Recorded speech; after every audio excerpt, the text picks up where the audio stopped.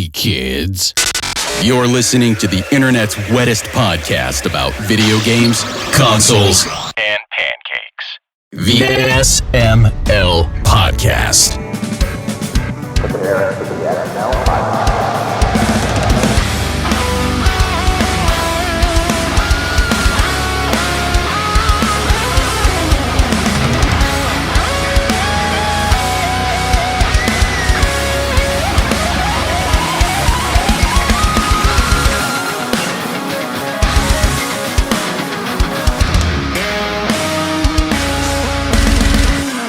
What's up, everybody? This is the SML Podcast. I'm your host, Joe. It is a party cast. We've got Chris here. We've got Brooke here. We've got Pernell here. We've got Big Adam here. How is everybody doing?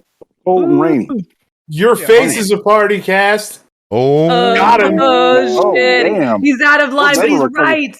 Straight out the gates with the sick burn. I guess my only response to that is... Go fuck yourself. I mean, that's fair. wow. That's also valid. You know? Oh, we got the soundboard. We got the soundboard in play. It's Big Adam. You little hillbilly bitch. Oh, yeah. Wait, is that actually you? No, Jake, that's right. that is my entrance music. That's Eddie Kingston. Oh shit. The Yeti King. Yeah, we have our own quote entrance themes when we enter our wrestling Discord on Wednesdays. Mm-hmm. That is normally Adam's is You a big motherfucker. he wanted true. to change things up, so he You requested little hillbilly bitch. Yes, I really accurate. like that. mine is Sweet. I I love that y'all have entrance music. That's awesome. Oh, we have the soundboard on my Discord is chock full of wrestling idiocy from top to bottom. We actually have a request into Discord actually to see if we can figure out a way to get more spots. We can add more because stupid. we're maxed out. Like my server's boosted all the way to the top. Like you can't purchase any more spots, but we want more. Like, we'll give you the money. Can you create a tier for us? We will. And then because then you get stuff like Fucking yeah! at the, Oh, at but the you also- touch of your fingertips. you also get stuff like this. Aside from my own actions, what did I do to deserve this? Exactly. Like, I mean, come on. Well, Tony you maxed Khan out will a pay for his soundboard. That's what crimes. you did. Tony Khan will indeed pay for his crimes. This is now a Wrestlecast. I'm calling it. Here we go. we're AEW taking for over. the next 3 hours. So, Right. Hulk Hogan, Taking what about over. that guy? No! Hey, The hey, Ultimate hey, Warrior. hey. He named his daughter Brooke. Let's give him a break. That's an amazing name. He's also a powerful racist, so no thanks. Oh Ugh. shit. Don't You take know my what? childhood from me by bringing his real life persona into it. I want to These remember the character, not the human. Because You I I've know been what? trying to these convince years- almost everyone on this show anymore to come join us on Wednesdays for wrestling. Like, y'all need to show up I'm- sometime. I know we get It's to see that was Tim that. there. it is chaos, but there's also some rules. Like you got to respect the promos because we all definitely want to hear the promos. Okay, But sweet. like, there's Which even there's that's like been getting stomped on lately. it has, and I've been getting a little annoying about it, and I'm gonna start cracking the whip a little bit.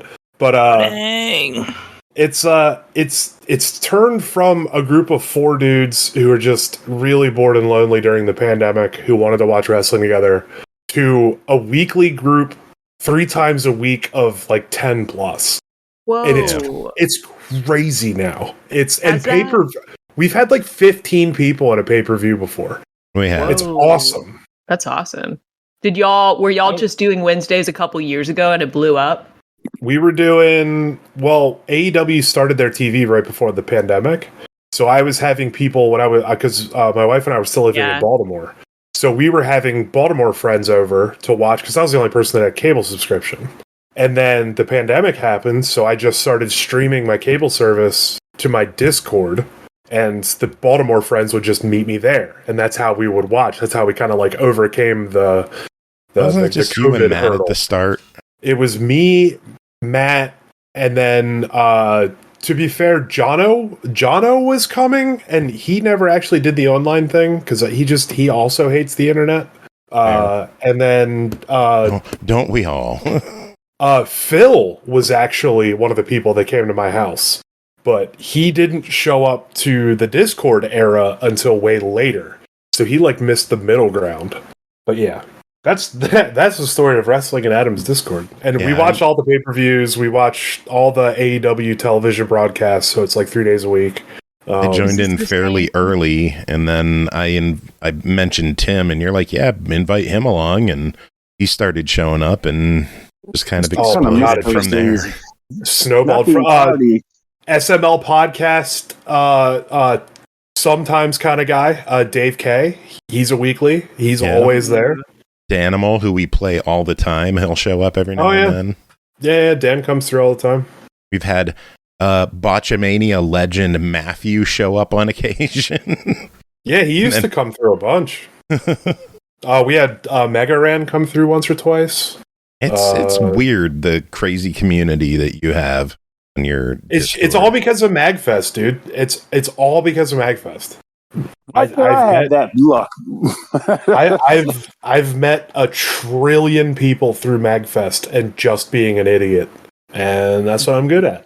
I like being an idiot at MAGFest. It's fun. Sounds cool. I'm going to finally go to my first convention in July, and hopefully it won't be in my last. Maybe we can make it at MAGFest. Isn't MAGFest like around Christmas? It's like slightly after New Year's, basically. It's like the first weekend in January, right? Nah, usually. Just the dates were announced with the theme. It's the 3rd weekend, I believe. 3rd or 4th weekend this year in January. Oh, in January. Okay. January 23rd through 26th. Oh, wow. There it is. Okay, that's pretty. Gotta go fest. Also, wait a minute. This convention you're doing the panel for is your very first con ever? Yeah. Well, actually, okay. I went to an anime convention before I got into anime when I was like 18 in Austin. I think I showed you guys pictures. I actually dressed up as The Rock. Speaking of wrestling, he's a nice. Dwayne Johnson's a hero. I'll send you guys some pictures. I had a big cutout, and it was awesome. I got hugged by lots of anime women that day, and I was like, so this is what it's about. I can see this. Later, I got into anime. This is my first con, not jumping in to be like an 18-year-old troll who then had a really wonderful time. So this is my first time as a real anime fan, and I haven't been. I guess. I went to Gen Con. That's a board game convention. That counts. It was That a totally long counts. time ago. That And, totally counts.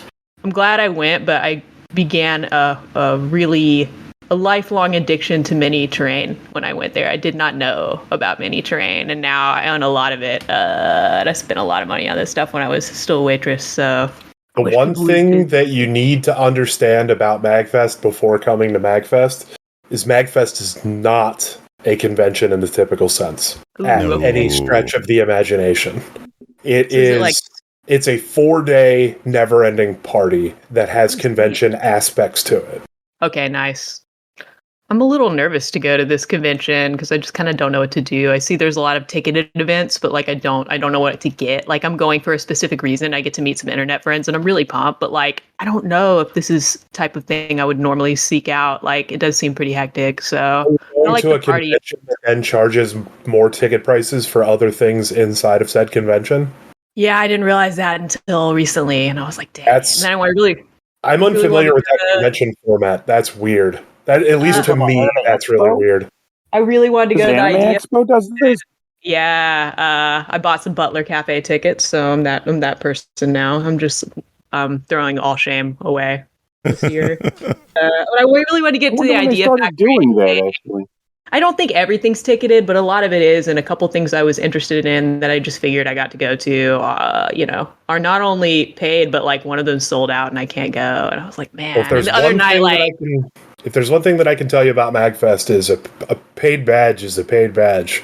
If it's MAG content, it's part of MAGFest because that's how conventions work. Honestly, that's what I thought too. My mind's been blown, so good to know. Yeah, MAGFest is a good time. We got to get all of us there together. I know Tim and Lauren go, and I do a show meetup if it got scheduled and I didn't forget about it the day of. Dude, my brain is potato pudding at MAGFest, and you know that. It's all good. Potato pudding sounds delicious. We had a whole bunch of people on stage for that panel, so it was. Oh, right, yeah, cool. Which is available on YouTube now. Hell yeah! Hey, that's awesome. So is my auction. Check it out. MAGFest Charity Auction 2024. Let's go. Auction significantly more entertaining than my panel. Impossible. I'm gonna watch that panel. I need to The learn. auction's crazy long. It's 3 hours, but I'm told it's funny. That's cool. I can see you auctioning stuff off. I can hear the voice. Oh yeah. I get a different kind of energy when I'm on that stage. I really cut loose up there. So that's awesome. Chris, what were you gonna say? I was gonna say about 10 minutes ago, Nintendo just announced that 3 new games just dropped on the Game Boy Nintendo Switch Online. Super Mario Land, Alleyway, and Baseball. Nice. Those are like 3 of like the first ones. Yeah. Yeah. I Alleyway love it. was Super my Mario jam. Land is like one of my favorites. Yeah, Alleyway's good. I like Alleyway. It's one of my top 10 favorite Arkanoids. Baseball, I'm not sure. Nice to know you have a list of top 10 Arkanoids. I could probably come up with one pretty quickly, but I don't have it just like in front of me. Your challenge for next week. The only Super Mario game that I think I've played for Game Boy all the way through is Golden Coins. How would you compare that to the one that they just put out? Well, Super Mario Land, the original, is like one of my favorites. It's actually a top 10 favorite soundtrack for me, too. As you know, my band Gimmick, our very first thing that we learned was the entire soundtrack to Super Mario Land that we play in one big medley. Wow. And, yeah, so I'm passionate about Super Mario Land. I would say it's very short. It's a little easy.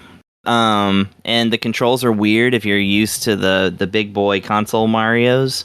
But I think it's a very good game. I really love it, and I could go on all day about it. 6 Golden Coins is also good. I think that 6 Golden Coins suffers a little bit from them trying to get a Super Nintendo sprite on that screen, and so there's not a lot of... You can't really see a lot of what's going on. Yeah. Yeah. Mario's taking up most of the real estate. It's got the... what's that TurboGrafx 16 game? China Warrior. It's got that problem. Too much detail on a system that can't handle that much detail.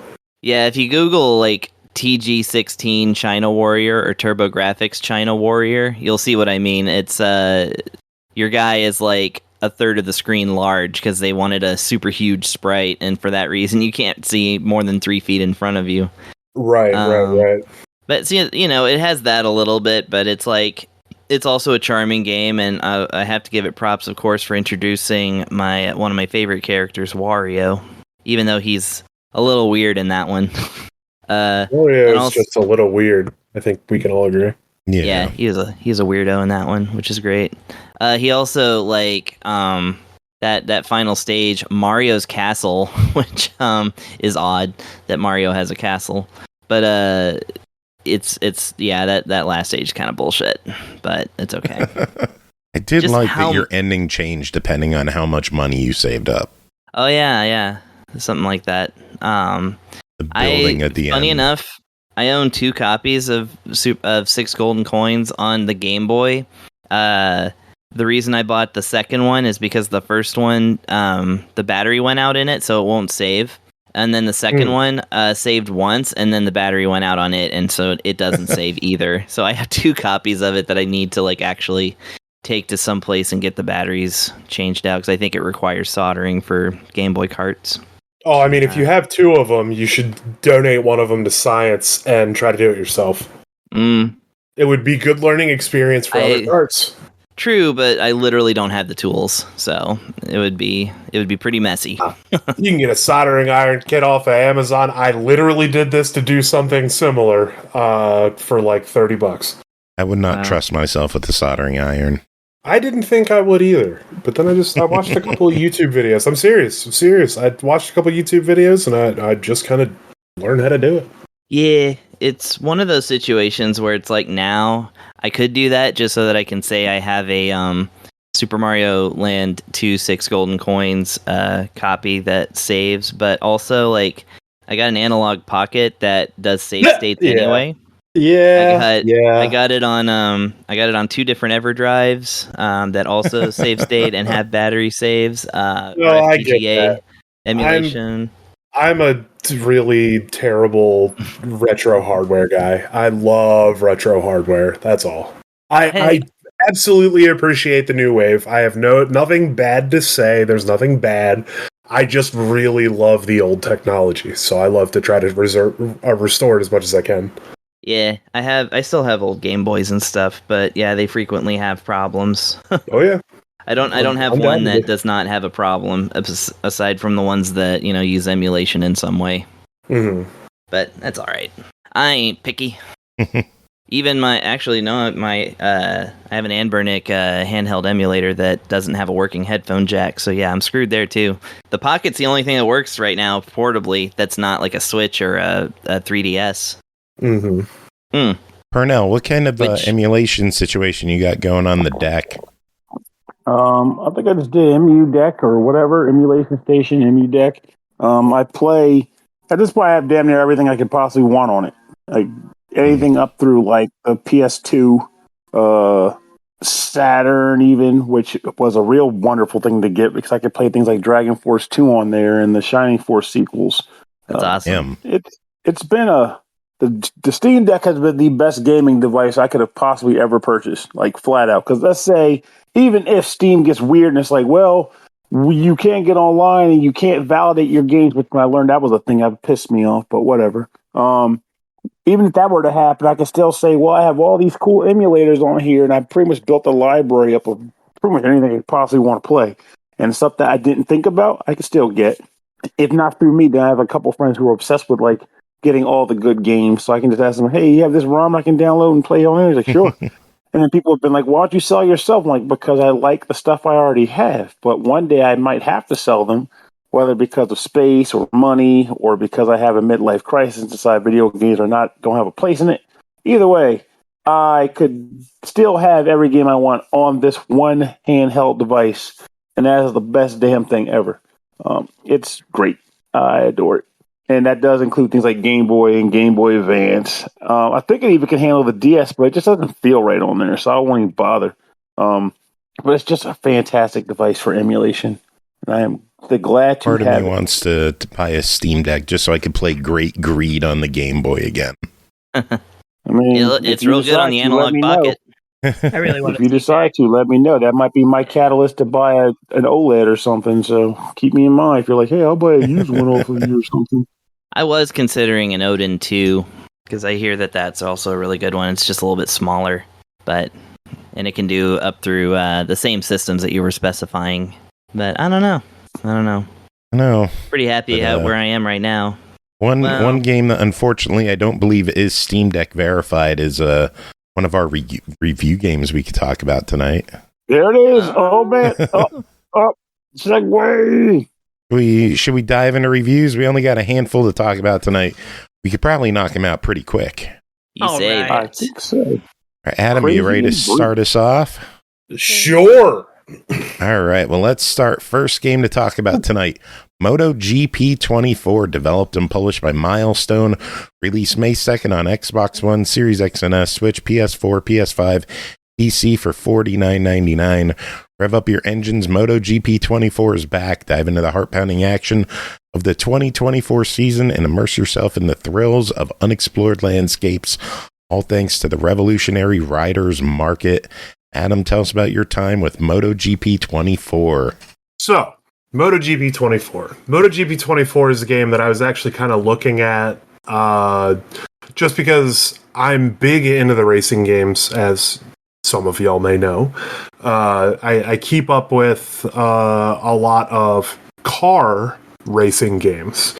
I also really like dirt bike stuff. I've been riding dirt bikes since I was like 11 years old. So I am now a little bit on the older side, so I have a lot of time on two wheels, thousands of hours on two wheels. When it comes to sport bike racing, my brain turns into just split pea soup. I cannot get around the track without beginner's assists in any street bike racing game that I've ever played. This game is no different in that, but because they have an actual built-in AI system that adapts to your successes and failures as you're riding along, it adapts the assists to you, and I fully accredit that system to being the only reason I was able to get around the track without crashing. Like, I'm positive that that's the only reason that happened. I mean, you can go into this game being an absolute buffoon with a controller and still get around the track because of how good the assist system that they put in this game was. Now, my That's problem... impressive. It is. I don't know if it would help me, but... No, it would. Because, like, you can start this game and quite literally not move the thumbstick and you'll go around the track because the game's just like, well, this person doesn't get turning's a thing yet, so we're going to get the AI to do it or help them out in a very large way. It's kind of crazy. But the thing about motorcycle racing that I just don't get is, and how it differs from car racing, is you have to start turning into a turn infinitely earlier than you would in a four-wheeled vehicle.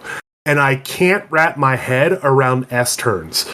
Like, because you have to start turning into the second turn before you even get out of the first one. And I can't make my brain do that. After playing racing games for years and years and years, I can't untrain my brain to do that. I don't know what it is. It's not only the fact of the turning, but it's the actual, and I mean this happens in real life too, in the world of sport bike racing. They lean the machine so far over that it takes forever to get back up center. So it feels like you're not going straight when sometimes you are. And getting over that mental hurdle is also really difficult to do, because that's not something that you do when you're just riding a motorcycle or even going at it on a dirt bike. You don't lean that far. So going in a straight line while leaning 30 degrees to the right is real odd and very hard to get used to in playing this game for about 20 hours. All that to say, the game itself is actually great. It is. It's got a pretty decent sized community. I went through a little bit of the career mode. It's your standard racing career mode. You're building your character. You're setting up the bike of, how you would like it to look aesthetically via color palettes and stuff like that. You get your rider, get the gear set up, get your helmet built out the way you like it with the colors and all. And then, you start building your legacy as a MotoGP racer. Again, I could not get away from the easiest possible assist mode. But that being said, I was participating in races and I was making it around the track. And while I wasn't winning per se, even on the easiest settings, as embarrassing as that is, I was having a reasonable time. What else? I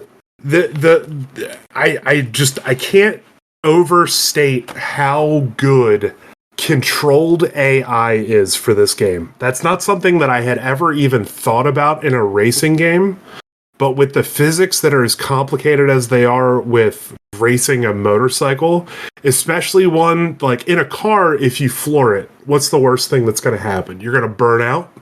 The car might slide out from you. You can let off the throttle and you're fine, right? On a motorcycle, if you goose the throttle all the way, the bike is coming ass over teacups, and you're going to be staring at the sun. That's how physics works. You know what I mean? So that's all you have to overcome all that kind of stuff. And like I said, after playing racing games, all based on four-wheeled cars, getting out of that mindset is near impossible. And the AI made everything on that. That was the biggest takeaway for me from this game, was how good they built the novice system. So I'm telling you, anybody can pick this game up and make it around the track. Anybody. That's a change from some of their older games. Yeah. Yeah, and this was the first MotoGP that I have played, and from what I understand, this was the first year that they have put this in-depth of a system into it.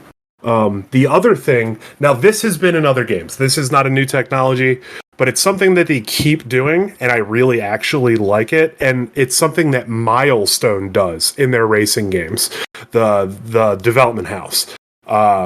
When you're in a race, you go through your standard practices, your standard qualifying, your standard races, all that stuff. But in between the races, you're like back at the paddock, right? You're in the garage with the bike, and you have your engineers and your mechanics and stuff like that with you. And they have this thing called a guided setup, where you basically just tell the engineer how you feel the bike is not performing the way you would expect it to. And then the game automatically takes what you have, clicked on. The bike's not turning well. It's understeering and it's not accelerating out of corners better. It'll take your pit time away from you. Like, it'll eat into your practice time, like any kind of bike alteration or, upgrade or change would. It takes real amount of time to do it while you're at the racetrack. Yeah. The guided setup does it for you. So you don't have to know, oh, well, I need to go into the ECU and change this, and I need to change this rear braking damper and change the front rebound to accompany for this, physic fact that I don't even know what those words mean. Right. And I only know what the majority of them mean, if I'm honest with you. So, like, the way Milestone has approached this is really cool. You can not only control and play this game as an absolute just baboon with a controller. You can obviously also play it if you're a pro and you're not using any assist whatsoever. I'm sure the game's amazing once you actually know what you're doing. But they also made it where you can feel like you're still a race car driver or a rider in this point by giving feedback of, I don't like how this is accelerating. I wish this bike would just slow down faster. Or I wish that, the bike turned a little bit more aggressively. Or I wish the bike didn't turn so daggum aggressively. You can just say that to the mechanic through the guided tour option in the paddock, and they do it for you. That rules. I thought that was awesome, because you don't have to be a mechanic. While basic knowledge of like understeer and oversteer and like really broad terms like that would definitely be helpful.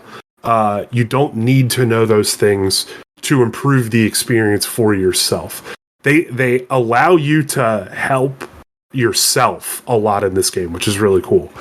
And I will say two more things. One, the online experience is not on the devs. I get that. A lot of people just looking for crashes. A lot of people just looking to be angry. Your standard casual racing game stuff. Can't fault the dev. Can't fault the game for that. Gamers are lame. We all know that about ourselves. Gamers happen to be lame. And if they're not having a good time, they tend to want to ruin the experience for everybody else. At least in racing games, on a casual sense. The other thing is, this game is the very reason that I realized that my controller was broken. I didn't know, or at least realize, that my controller had a 15.5% upward drift. But after not being able to control the bike at friggin' all, because it was going all over the damn place, I finally went into Windows calibration and realized my controller was busted. So thank you, Milestone, for that. Your detailed controller inputs, making the bike look like it was possessed by a crack-infested alien, assisted me in letting me know that my controller is broken. So, cheers to a new controller, Milestone. I appreciate you. Cool. It definitely wasn't their fault. I didn't break it out of rage or anything.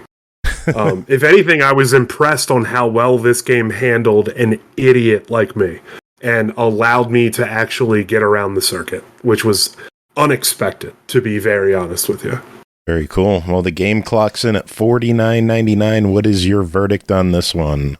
I would say if you want to check out a motorcycle racing game that is going to kick your ass if you want it to, but is absolutely ready and willing to hold a novice's hand through the absolute first time you've picked up a controller and played a motorcycle racing game, through your professional streaming racing career. MotoGP 24 is pretty great. I would say this one is a do buy, but I maybe wait until the summer sale. I would say thumbs up, but let's see what the summer sale has to offer. Sounds good. All right, Adam, that is it for you. We will let you get going. Thank you as always for coming on and hanging out with us. Well, thank you for having me. It was great. We talked about MAGFest and racing games and my baboon hands. And we got some wrassles in there. I said hello to friends. Indeed. I appreciate you all. Someone in chat said Copycat Jones, and I'm just like, we have a button for that. Jack Jones. Wait, who's a Copycat Jones? Who's being a copycat of what? Who's copying what cats? Joining chat and entering a contest. Oh. Well, you better join the more contests. Contest join in chat. Yeah. Get those entries in now. Contest. Listen to me. I know things about stuff. Contest Jones. Contest Jones. All right, y'all. Thanks for having me. Night. I look forward to our next racing game interaction. Sounds good. Have yourself a good night, Adam. Later, y'all. Later, sir. Peace. Next game to talk about is Ziggy, developed and published by Afil Games, released May 14th on Xbox One, Series X and S for $4.99. Get ready for an exciting and adrenaline-filled experience with Ziggy, the newest 2D platform game. Brooke, you checked this one out. Pernell, did you get a chance to check this one out too? I dabbled in it a little, yes. All right, well, Brooke, nice. How about you start us off? What is going on in Ziggy? I'll pop us off. This is a small game. We'll see if Pernell has any notes that I don't. Ziggy's a precision platformer, and it feels like it was created by people like me, people who grew up in the 90s based on the style and graphics of the music, and then later went on to find themselves enjoying stuff like Super Meat Boy and likely Celeste, as well, as I feel like this game feels a little like both of those to me and how it handles what sort of platforming moves it demands of you, the player, if you're trying to complete it.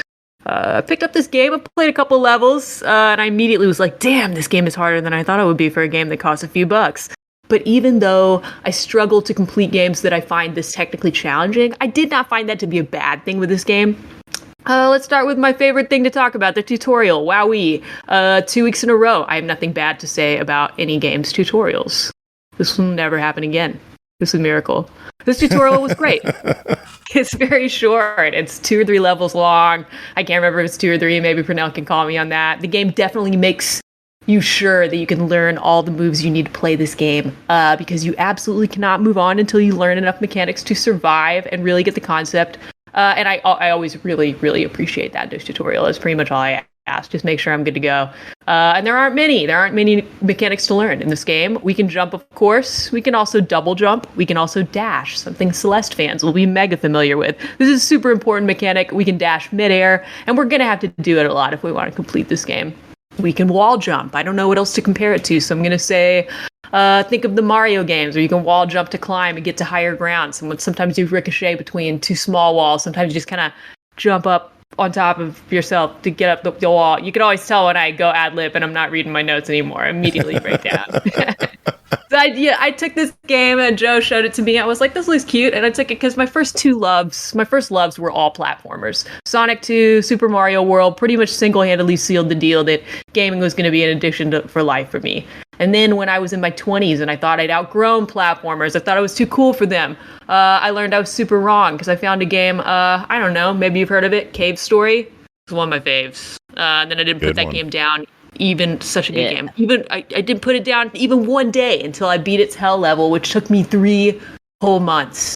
This was actually around the time I was meeting Chris in real life because I was in that house. Nice. Yo, I was obsessed. This is all I did after work. That's one of my favorite levels, though. It's so cool, and I'm so glad I stuck with it, and I definitely hyperfixated here. So seeing me go so hard for 3 months every day on this game until I couldn't rest. A friend then introduced me to Maybe my favorite platformer ever, Spelunky. This was back in my day, of course, when it was freeware and I hadn't had a buffed console released by a team instead of one genius man. So while I do have a long history of falling deeply in love with precision platformers, I'm used to getting something else in them besides the precision platformer and difficulty part, if you feel me. Because guess what? It took me 3 months to 100% Cave Story because I'm not amazing at these games naturally. I'm like Gon in Hunter x Hunter and you ever shown an anime protagonist, and that I have this unique ability to get the shit beaten out of me 1,000 times and I keep getting bad. Oh shit, I didn't even realize I used that word. That's amazing. But usually I need just a little bit more than just dying going on as the thing that motivates me to keep dying. In Cave Story, I had an awesome story about angsty rabbits to enjoy as I died infinitely. Y'all know I love that. And Spelunky, not even fair to compare. I had a roguelike experience with tons of mystery and discovery around every corner, every playthrough different. This was my first experience of procedurally generated stuff. Of course, this game, broke the mold, so once again, not fair to compare. Celeste, which I played at 32. Don't get me started, or we will be here all night while I sob uncontrollably for 6 hours. Joe doesn't want that. So this game has a few different environments you get to play through, but mostly everything in the game stays the same. It just gets harder and the traps get a little weirder as you go. The game offers you our usual slew of platformer traps for this sort of game, ranging from the classic walls with spiky cone-shaped triangles that kill us instantly from so many games from our childhoods, moving arrows that go through the air that you gotta dodge in the level, to bear traps that close a second or two after you land on a platform. You definitely need to land to be able to advance, putting a very strict clock on how long you can rest on that level until you keep going. So throughout this game, you gotta jump around on your platforms. But like in some of the harder precision platformers we have available, you've also got to master the fall from those platformers. You know what I mean? Celeste fans are all too familiar with this concept. Not sure how many other games do this too, but I bet there's a lot. We're used to jumping around on platformers and then landing on the next platform, sure. But some games make us do more. Like there are places we can't get to unless we start jumping/falling. And then instead of letting ourselves fall all the way in real time, we have to actually dash or rocket ahead, maybe halfway through, mid-jump, maybe through a tiny little window. So I don't know if I'm missing any mechanic stuff. I have a little bit more I want to say about assets, and after we go into rating, I want to talk about how achievements work on Xbox. I don't know if Pernell, what'd you play this for? I played it on Xbox as well, if that's what you played it on. Oh, nice. Same here. Art for this game, I thought for the price point, this is good. We have some reasonably charming pixel art, although here's what I wrote in my notes yet. I don't think we ever learn what Ziggy actually is. I mean, we don't in Fez either, another platform I really, really love. So fun fact, I wrote this review, and then earlier Joe tweeted about the show. And then when I went on Twitter to retweet, I want to grab a screenshot of the game. And now I know that we are a bolt of lightning in this game. I had no idea, because the Steam page literally says this. I never read it until today because I wanted to go in blind. My next part of my notes, I say, anyway, I like to think of us as a nice yellow slice of American cheese with some sunglasses. Since I used the operative word like there, I'm going to keep it. I do like to think that, even though now I know the horrible truth. So final note from me before we go into rating from my end, just want to talk music. It's good. Pernell said he dabbled in this game. I want him to know I'm pretty sure there's only one song in this whole game. I really like that song that plays in this game. The singular, though, song. We're glad it's a good song because we hear it a lot. It is a really fast and invigorating song. It's got a lot of kind of clubby 90s elements to it. I can jam out to it for about a couple hours before I kind of just want to mute it and play in silence.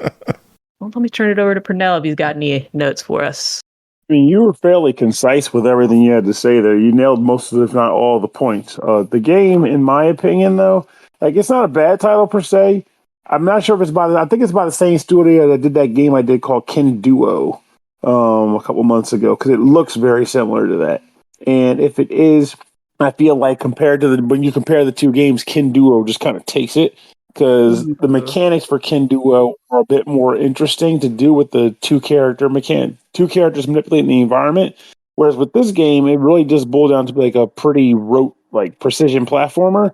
Good music, like you mentioned as well. But the lack of the narrative, the lack of narrative and whatnot, it just boils down to here are some levels you can beat. And if you're looking for that, you'll have fun beating those levels. But I'm pretty sure it is a different developer than Kin Duo, because Kin Duo actually had a sequel come out this month. So, Ooh, well, hopefully I'm looking at that thing 'cause I did like Ken Duo. But yeah, with this one, it feels like if you're just itching for yet another double jump dash wall jumping, platformer, but without the meat and potatoes of like the narrative or the world or getting power ups or collectibles or anything, then you can get that here because it's not a bad game, but it's also nothing that's going to make you go, "Whoo, time to get me some Ziggy. Get this Ziggy on." Also, did your Ziggy have a top hat? Yeah, I think he did. And I think I just thought there were sunglasses because that's what I wanted. I don't know, man. Saw what I wanted to see. I also want to see sunglasses, so I totally understand. Yeah. I mean, who among us has I never was wanted to thinking, be sunglasses? I would just throw it off. I was like, he's wearing this. Like, he's got a top hat on. This is a dapper bolt of lightning. I don't know what's going on here, but hey, whatever. Back when Tumblr was a thing, one of my best friends, she used to have a blog of only screenshots of video games where the characters are wearing sunglasses. Nice. And it was pretty great. I'm in. Yeah. Was it called My Future So Bright? I mean, I don't think so, but I think it was just called Cares with Shades, like CHAR Cares. Is that how you pronounce it? Because I know it should be Chars, but I mean it's short for characters. Oh, okay. I think so. I've never actually, now that I think about it, I've never tried to pronounce like the shortening of character out loud. Cares. I'd say or char 20, like char 20 or char 10. From like writing and creating a variable. That's about the closest I get. Like, it's return. So anyway, Ziggy's $5. What do the two of you think of it? Whew, this is a tough one to rate. I'm gonna take you on my journey here. I'm tempted to give it a deny it, not gonna lie, but I don't think this is a bad game. I just don't think there's a ton to it. We're just swimming in games like this. I do appreciate that if we're gonna go precision platformer, I feel like we got the precision part right. That makes me nervous at this price point, but I think this is an accurate, tight game. For me, after careful consideration, given the price, I have decided to rate this an F it why not, especially for Xbox users, because let me talk really quick about the achievements in this game. You're going to get a lot of them, even if you're bad at this game, especially if you're bad at this game. You're going to get an achievement for doing the tutorial. You're going to get achievement every 10 times you die. That means I had 5 achievements within like 5 minutes. That's insane. You're going to get achievement pretty much every level, I think. So I think if you really like precision platformers specifically, and that's really your jam, and you want a single evening maybe of, yes, like the description says in the Xbox Store, adrenaline-filled experience, and all you need from it is to be a very precise platformer, I don't think this is a bad game. I think it priced even at only a few dollars, we do just have so many platforms out there to choose from. It's competitive out there. Pernell, your thoughts? Well, honestly, I think she kind of nailed it on the head. Like, the game it's definitely an enjoyable game if you sit down to play it. Works. And I'm not knocking for that. So if it sounds like I said I was knocking, if it sounds like I was knocking it, then you are incorrect for thinking so. However, by that same token, I do feel as though it's not exactly something that's going to push you to go, man, I gotta get my hands on some Ziggy. Gotta get my Ziggy on. If you're just itching for like that one more precision platformer in your life, well, then this wouldn't hurt you to play. This would be a game that you'd enjoy. But you got a couple in order to get to before you mess around with this one. Yeah. So I'll go with a try. All right. Cool. Sounds good. Next game, Crow Country. There we go. Developed and published by SFB Games. Released May 9th on Series X and S, PS5, and PC for $19.99. The year is 1990. It's been 2 years since the mysterious disappearance of Edward Crow and the abrupt closure of his theme park, Crow Country. That your arrival has broken the silence of Mara Forest. If you want answers, you'll have to venture deep into the darkness of Crow Country to find them. Pernell, what is going on in Crow Country? So Crow Country is, I don't even know if I want to call it a throwback survival horror game because I can't think of too many back then that were top down, walking around so much as like, 3D, large sprites or whatever. However, it does carry a lot of really wonderful elements in that regard. So in that capacity, it's a pretty good game. Like, you play as Mara Forest and you're exploring this Crow Country, and they don't give you a lot of info as far as you're there initially. All you hear is all you see is a portfolio on the on the hood of your car telling you you're looking for Edward Crow and you've been commissioned to look for him by another person. As you walk around these facilities, you hit a number of the traditional survival horror tropes. You have inventory items you want to pick up that can unlock doors or help you use to solve puzzles.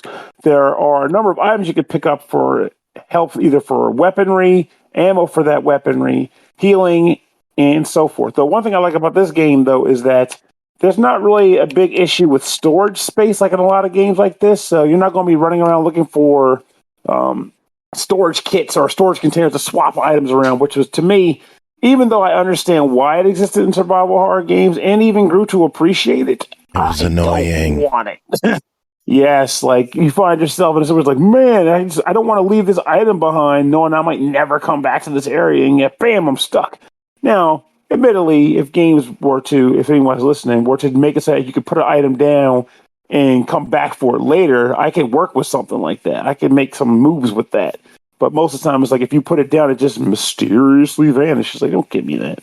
But anyway, I digress. There's no storage issues. You just get items and use them. There's maxes of item types in this game, but you're not going to be like, oh, well, there's a health kit. I want to pick it up. Nope, can't pick it up. Your quote-unquote inventory is full. You're only full when you're full up on med kits. If you come across a situation where you want to attack an enemy, as you see on the screen, the control scheme that I chose, because there are two different ones, is I hit the left trigger to bring up my pistol, and I can move the target with the left thumbstick, and when I'm ready to fire a bullet, I hit the right trigger to fire off a shot. You have a maximum number of bullets, and depending on the gun, you may or may not have to reload your gun as well, so you'll be messing around with that. Interestingly enough about this survival horror game, though, is that as you're walking around, you'll come across a number of boxes and bottles and the like that you can potentially find items in, but you have to burn a bullet to break them open to see if there's something inside or not. And you might find yourself disappointed to burn a bullet on a box that has nothing in it. You could also find yourself digging in the trash to find items, or you might just find actual trash, which feels like, well, what a waste, but whatever. The atmosphere this game produces as you're exploring it is actually really cool. The music does well to fit the mood, and there are actually situations where you might be asked, like, do you want to touch that? Do you want to open that? And it's not always the best thing to do because you could very well get killed depending on the actual thing, which kind of blows. But therein lies the rub of, like, consider wisely if you want to actually open or close a thing or not, or put your hand in something. But I think they get that element right. They get the music right, as in I can see myself jamming to this OST somewhere down the line, not with my head banging or whatever, but just like, nice atmospheric tunes. Enemies can be pretty entertaining. The one thing that drives me bonkers about them, though it could just be how I'm playing the game, is that they can be bullet sponges, and I'm very much finicky about, so I'm hoarding my ammo. If the way the game describes it is, if you are far away from an enemy and you start shooting at it, which becomes easy or ish when you find early on in the game, you'll find a laser sight to aim shots at. But if you try to shoot them from far away, they take less damage, which means they'll require more bullets to kill them. So the game kind of entices you to get up on enemies as close as you are comfortable getting to waylay bullets into their faces, preferably faces, because headshots do more damage in this game. However, Horror be Acolyte careful has a going for those. question. Do you have to stick your There's a lot of hand horror in in a this dirty game. clogged toilet? Funny fact, very early in the game, there is a toilet with, I think it was bones in it. And asked, you want to stick your hand in there? And the game was like, well, you can't put your hand in there. Come back later if you got something to fish something in there with. I was like, oh, good. I'm not sticking my hand in there. That's disgusting. But yeah, they do bring that up. That's early on in the game. So I think this game probably even hits a couple of different like survival horror tropes, and they might ingest with them sometimes because the character that you're playing as is fairly quick-witted, and she's not stupid, and she takes command of what she's trying to do. She's not aloof in any way. She knows why she's in crow country, and it ain't to pop crows, unless there might be one crow she wants to pop. But I digress. This game is good. Like, I wanted it when I saw a preview for it on Steam, but it was more just that thing I do when I'm addicted to buying games on the Steam store. Not so much, oh, well, this game is really on the money. But the review code came through. I started playing on the review, And I ended up really enjoying what I've been playing of it. It's a good game. And I think the puzzles are pretty solid too. They're the kind of puzzles where you might find something on one side of the amusement park and you might not use it until you get to the other side of the amusement park later on in the game, or vice versa. So it entices you to write stuff down and keep track of what you want to do. Though, if you don't write something down, one really cool mechanic this game has is every save room you get to has a booklet that contains every memo you found as you explored the game. So it might not hurt you to write things down if you want it on the fly, but if you decide not to, the game does track all those things for you. The game even also has a fortune teller that pops up in different areas of the game that might give you a clue as to where you need to go next. However, the game does limit your use of it to 10, so choose wisely before you decide you want to ride or die with the fortune teller. So, but end of the day, Crow Country is a country I want to take a visit to, maybe with less blood and less bullets, but if I'm behind the controller, I'm fine with that. Totally game I can recommend to people. And Joe, you do your thing. It's $20. What's your verdict? I mean, buy it. Buy it. Go to Cold Country. Love it. Found a new sound clip. Next. Wait. I know this is the norm that we do, but this is the one rare case where I do need to leave a little early tonight. Okay. Some mom stuff came up. But I'll respond to your thing later on. I appreciate that. Thank you.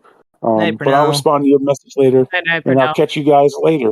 Sounds Later. good. Do you have any final words?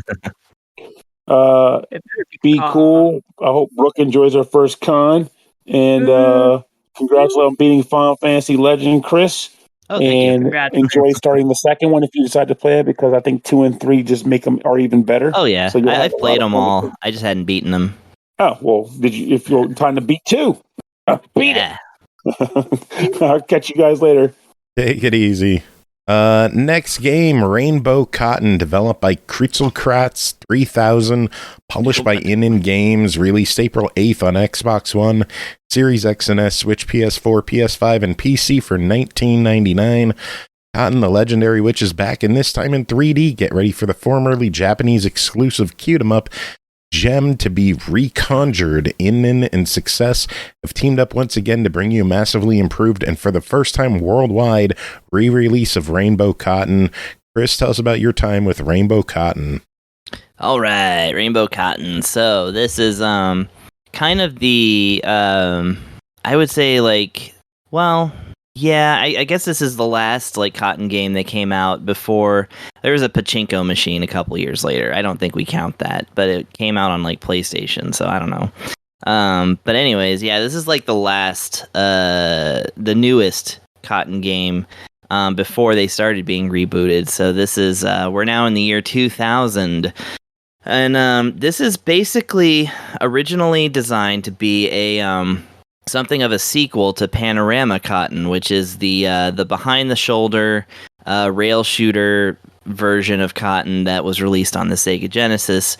Of course, only in Japan, not here. Because we can't have anything.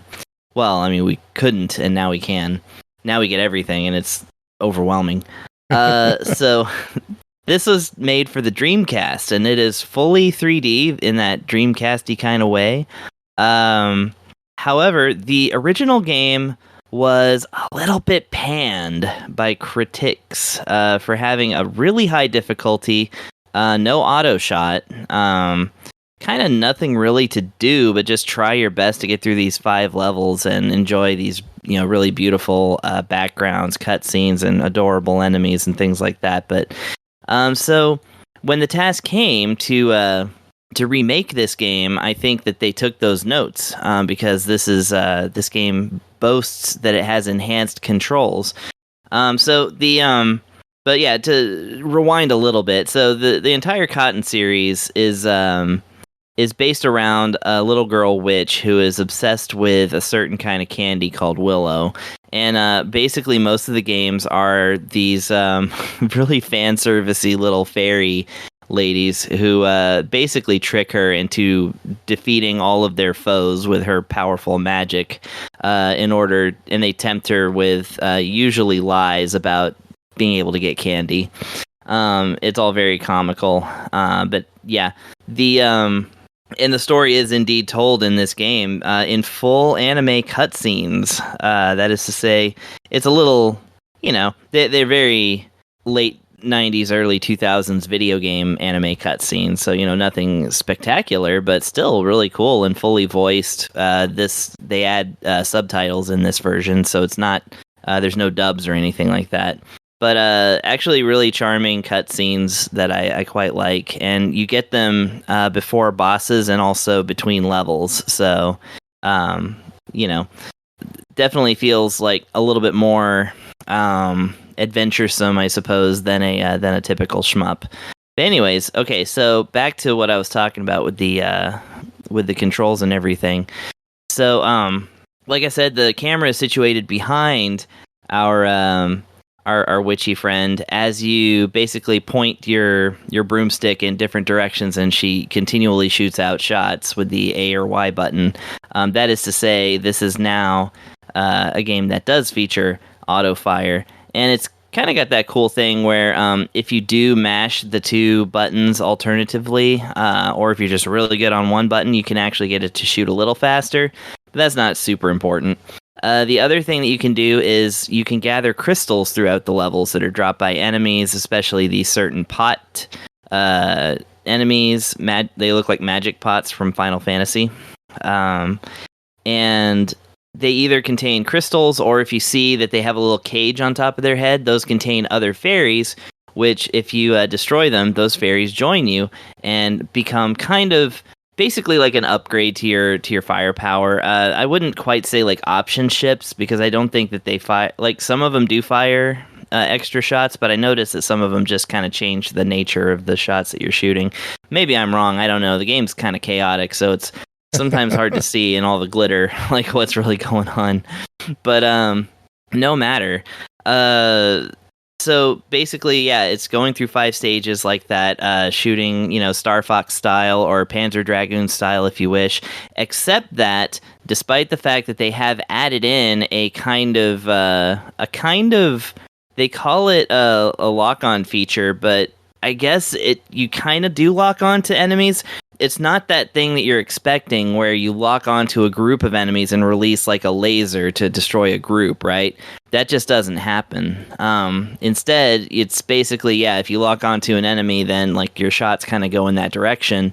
But ultimately, you are just shooting with your pea shooter or your magic, which is in limited supply, depending on how many crystals you grab, or you start off the stage with 4 of them.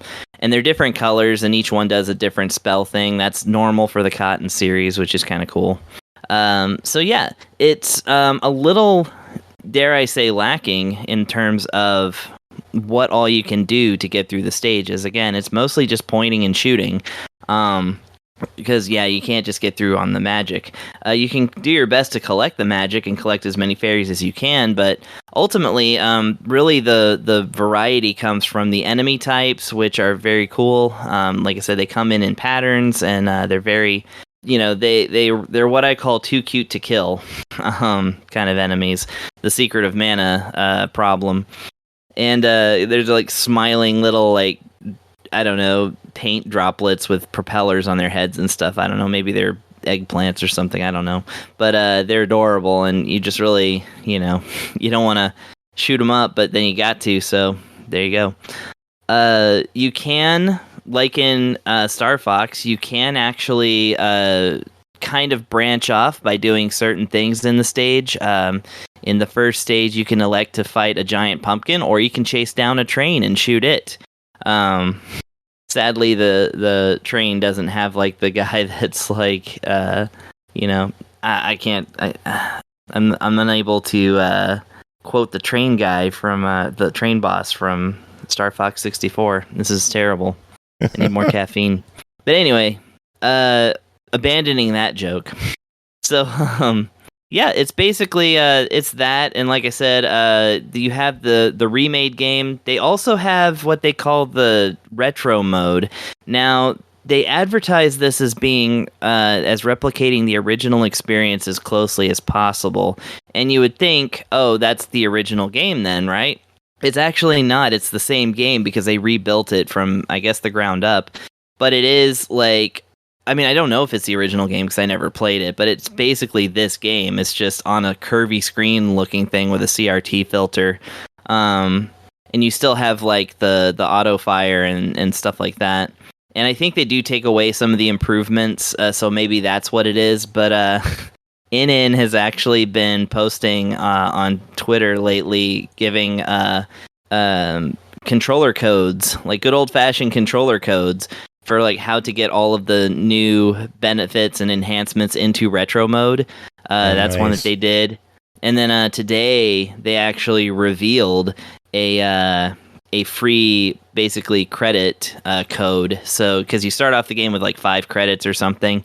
And that's another thing I did want to talk about, is that the game is on a credit system. However, there are no rich kid strats here. You cannot just put in a new credit and start where you left off. You actually start the entire stage over if you die.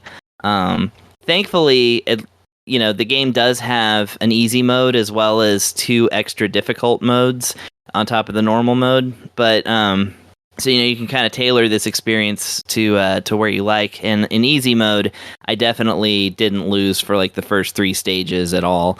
And then, like I said, if you use a credit, you do start the stage over again, but you do keep all of your fairies. So if you've rescued a bunch of fairies and you have a whole lot of firepower, you'll get to where you were in a much easier way, and therefore retain more of your life. But yeah, this is not a if you're, let's say, challenging yourself to beat 50 Switch games in 1 year. This one is not going to be an easy credit clear easy clear for you. It's still a bit tough, even on the easy mode. So, but it's not brutally hard like the original game apparently was, according to the reviews. So that's at least good. Yeah. Well, this one clocks in at $20. What do you think? Well, $20, I would say approach with caution. Obviously, if you've been collecting the Cotton remakes and such that have been coming out on Switch, this is the final one. So you're bound to get this one sooner or later. It's got all the charm, all the a lot of the recognizable things that are in Cotton. And but yeah, $20 for a shmup with 5 levels is a tall ask. But I bet you that ININ is cooking up a physical version of this. It only says available digitally spring 2024, so I don't even know. But I bet you that it's because they're getting ready to have a physical version that it's a little higher. But look, I'm going to call it a buy it. Dreamcast version's a few $100, so yeah, it's an import too. So but yeah, I mean, so for that amount, I would say definitely worth it. Like I said, just know what you're getting into, but ultimately I would call this for what it is. It is a buy it. So cool. There you go. All right, one final game tonight is a preview of Fishbowl's demo, developed and published by imissmyfriends.studio, releasing soon on Steam and PS5. Fishbowl is a slice-of-life, coming-of-age story told over a month. Video call loved ones, work from home, sort through puzzles to rediscover childhood memories, do care tasks, and get to know yourself better one day at a time. Brooke, what is going on in this demo for Fishbowl? This was a short demo, but it made an incredibly big impression on me. So I'm going to try to describe what I really liked about it, although this game is a little bit out there on what it's offering. This is a gorgeous pixel art narrative experience with mini games, almost a little open world thing going on too. We can explore a bit, even though we're in a building. I believe, if I'm not mistaken, I think this dev found us on Twitter or something, or maybe somebody called this out for us. I can't remember. This was a while ago. But I remember being really... If I'm trying to remember, I think a PR guy just reached out and asked if we wanted to take a look at this demo. Okay, that sounds all right. Do you ever see a really beautiful indie game and you're like, dang, that's so pretty and cute. It looks great. I want to play this game. And then like so many beautiful indie games do, because indie devs are just got this heck. They put me to shame. Sometimes we read that the game features loss or themes of loss or processing loss or mentioning getting over the death of loved ones or getting through a hard time in our life. And even though you're pumped to play this game visually, you're like, oh, hell no, I'm not even in the mood to cry right now. No, thank you. And you move on to something you think is going to be a little brighter and easier to play. I can't speak for the whole game yet, obviously, but please don't make that mistake with this game. This game has magical, mysterious feeling to it, and it is not a downer. even when it's hinting at darker stuff, it's still fun and lighthearted to play, and it just really makes you want more every second of the game. Can't promise that it won't be sad later on, but what I played did have hints. Hey, a family member has been lost. We might explore processing that a bit. And it was just still so fun to play. I don't know if I've ever played a game like that. It's a bright, colorful game layered on top of like a darker toned, dreamy world. And this world's mostly in our apartment. We work from home. I think it's video or song editing, but it's kind of an abstract idea. They break this down in almost like a rhythm-based mini game that we play with an NPC friend. We need do a little work. We jump on a video call with her. We knock that out, and it's definitely a foreshadowing of like some different types of games to come within the game. This game has cool themes of having fun, even though we're also kind of isolated in our apartment and going a bit stir crazy. We're not sad about it, but we're having, some weirdness is going on. This is a very timely game to play in the pandemic or for someone who works from home. We play through real levels or days, exploring our home, playing with our stuff. We also play through what I can only imagine is a dream world. We visit when we sleep, and we seem to be having memories, but also new experiences within those memories in the dream. That couples with those memories helps us process them further, but once again, they're all a little vague. We're not in the dream being like, oh my God, my grandma died. Let's think about this. Like, it's sort of up to interpretation.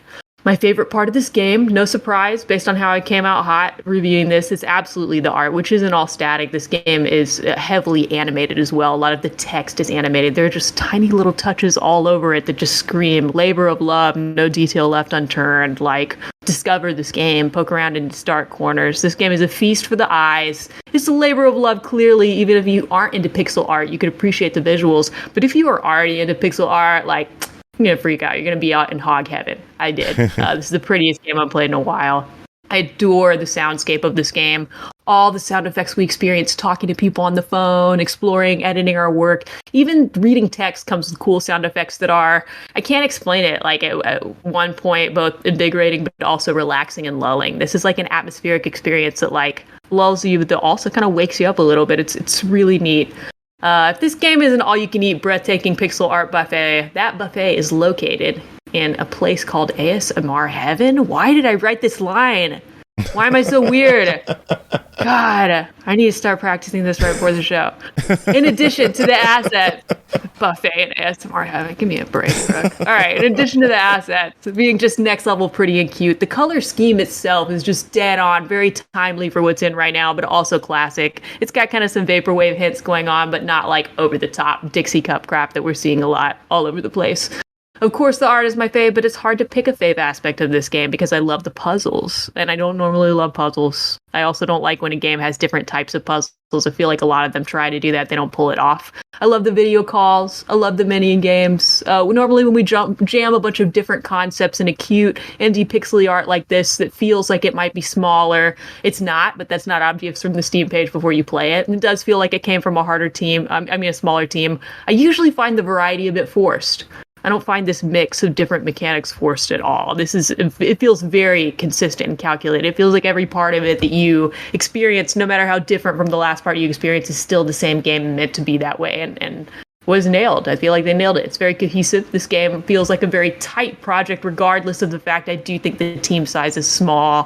What I did play of it, I find it to be something I can't complain about at all. I have zero complaints or call-outs for this game in its current form. Looking forward to what comes next, of course, as we get further into a demo or maybe a release later.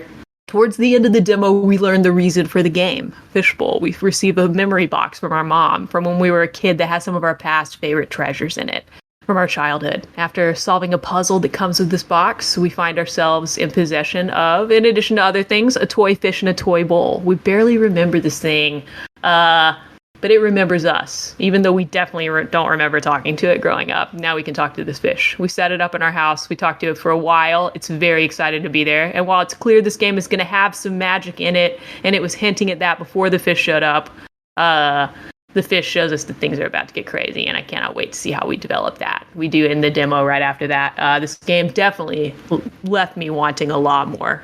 Can't wait to see what comes next year. No, we don't have a date or any kind of price to discuss. The only question is, should people check out the demo and should they wishlist this game on Steam? absolutely, please wishlist the game. I tried a few minutes ago to find this dev's Twitter. I think this game is going to be really cool. I think it deserves some support early on here. Yeah, we don't have a price on this game. We don't have a release date, but I've been on a streak here where, like, if you've been hearing my reviews lately, I'm reviewing a lot of games that have this sort of theme and environment to it. If you're just listening to me at face value, of course, they're all different. But yeah, I've reviewed a lot of games that kind of seem like this description when I look at it objectively. If this game were out right now and it were completed, and it just didn't drop the ball from here of what I've experienced, if it just doesn't disappoint me from here on out and it were out now, all those other games should be shaking in their boots, because I'm not going to name any specific games we review, but we've reviewed some really good stuff, and I feel like this could maybe blow that stuff out of the water. I think this is definitely one to keep an eye on. I've wishlisted it, and yeah, I'm going to be signing up for alerts. I was really impressed by this. Very cool. All right, that is it for this episode. We made it through. Wow. Fairly short one, not a huge one. Like Good an to hour. get Weird, it's in just and me out. and Brooke at the end. Yeah, I know. Has this ever happened before? I know. Pernell usually sticks it out all the way, but life calls, and family first. Yeah. Absolutely. Word. I wouldn't want to hang out with me either. So, Wow. Well, we do. So. Music this episode. I'm going to play something Animal Crossing related, just because I'm in kind of like a chill vibe right now. So we'll play something from Animal Crossing related. Big thanks to you two for being here, hanging out the whole show. Big thanks to Pernell for coming on, doing his thing, and to Big Adam for coming on, chatting MotoGP with us. Does anyone have any final words to end the show? Nope. One day, friend, a sadness pierced my heart and rended it asunder. Oh my God. Same. $100. I blame. Joe, did you ever read Pokey the Penguin? No. All right. Well, you're gonna regret I blame admitting Italians. that. I'm blame Italians. I'm gonna send you some links. Get ready. Okay. Is that the recording? Well. Samba time, baby. Bossa and the samba are so close. Most of us don't know the difference. But what I'm going to do today is the samba with the Afro-Cuban. That's right.